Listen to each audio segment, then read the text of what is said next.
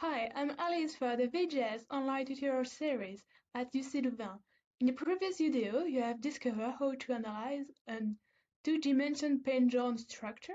After this video, you will be able to analyze an hyperstatic portal frame in two dimensions. Let's start with an isostatic frame.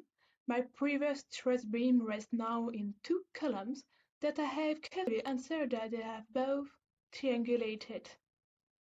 All my bars are included in the Aegis VGS component we can see in green in my Rhino window. In this tutorial, we will explore two different loading cases, a vertical one that can be gravity, and another one with a single point that can represent, for example, wind. Let's start with the vertical one. Since I'm working in two dimensions, all my nodes are constrained in the direction perpendicular to my lattice. In my case, is the Z direction. Initially, I have a roller support on the left, and on the right, I have a pin support. So I have three support reactions. My portal frame is isostatic. Now that I have verified all my model, I can link the component structural model and evaluate equilibrium together. I already have the first one diagram, and to have the second one, I click on the bottom component, so I have the first diagram too. We can read together what says the evaluated equilibrium component. We see that there is no self-stress and no internal forces. We can observe that the form diagram and the force diagram are symmetrical because the loading case is symmetrical, and the diagonal of the columns are not subjected by internal forces, so they are in white. We can check what occurs with an horizontal loading case. To have the force diagram, don't forget to reset. We see that the left part is thicker, so there is more internal forces in these bars. Before to finishing with the isostatic frame, I can check with the two forces. And we have the mix of the two case load. We can see that the first polygon is not anymore equilibrated, so I reset this one. And now I have the first diagram. But the question of this video is what I should do if I want two pin support on my portal frame and thus prevent any horizontal displacement on the support. If I apply this on this configuration,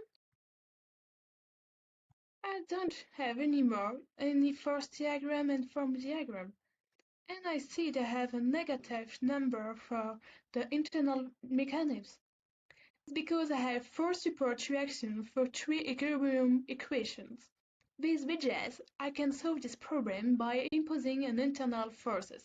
To do this, I need the VGS component self-stress. I see that I need two data, the index as the magnitude. I will create two sliders to this. The first one is to select the bar that I want to impose the internal forces. In this exercise, I will choose one at random. With the second one, I set the internal effort value. The negative are for the compression and the tension is positive. Usually the choice of the sign needs to be relevant with the structural variable. In my case, I know that the night bar is this one, so I think it will be in tension. So I choose, for example, this value. That's a possible value. It isn't an issue if you don't have a clear idea of what you need. To have my different diagrams, I need a Boolean toggle and the true position that I can link here. I see that I have orange bubble, so I need to reset my force diagram. And then if I move in my slider the value, I see that my force diagram is moving. To adjust the magnitude slider as close to the reality as possible, I can simply slide until my first diagram is minimized. So I think here is a good result in terms of compactness of the first polygon. I can read that I need a force of 3.84. If I want to improve the accuracy, I can minimize the force path. To calculate this, I need to sum the product of the force and the length of my bars. All this information I can have thanks the VGS component extract model. So I need the length of my bars and multiply this value.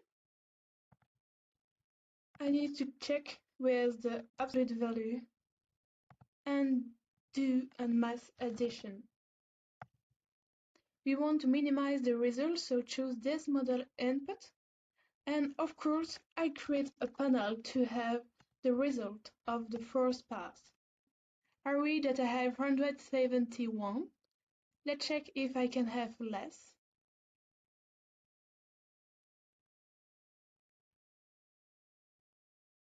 I just have seen 169.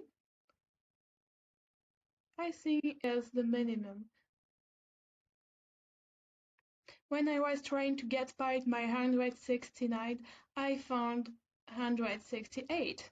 So that must be the really minimum. And if I check with other value, I see that my first polygon is greater. Now that I have done with the vertical case loading, I can check with the horizontal one. I don't forget to reset the first polygon, and I can do the same. So I adjust the form. So I'm going to research the smallest polygon. I found here is a good position. I observe that I need compression now in my bars here. I see that the force part is 58. Can I have less than that?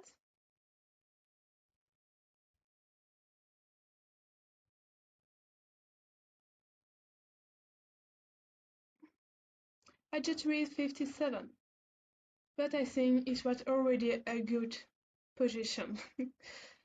So that's a strange polygon.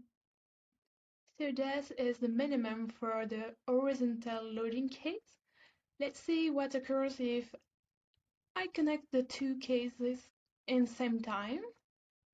I see the orange bubbles and the minimum is not anymore the minimum. First, I move the value in my slider with a rapid check. Here I found is a good solution. My value is 169. Can I have lesser than that? I see 168. I think is the minimum. Once more, I was very clear with the simple check. Like in the previous video, if I want the exact value for this bar that is linked to the V4 node, I can check here in my panels the node V4 and my bars E4, and I see that the internal force is 4 kilonewton. Now the tutorial is finished. I hope this has given you a better understanding of VGS plugin to analyze an hyperstructure portal frame. In the future video, you will discover how to use VGS to analyze a structure in 3 dimensions. I invite you to follow us in this tutorial series to learn more about structural design with 3-dimensional graphics static. See you in the next video.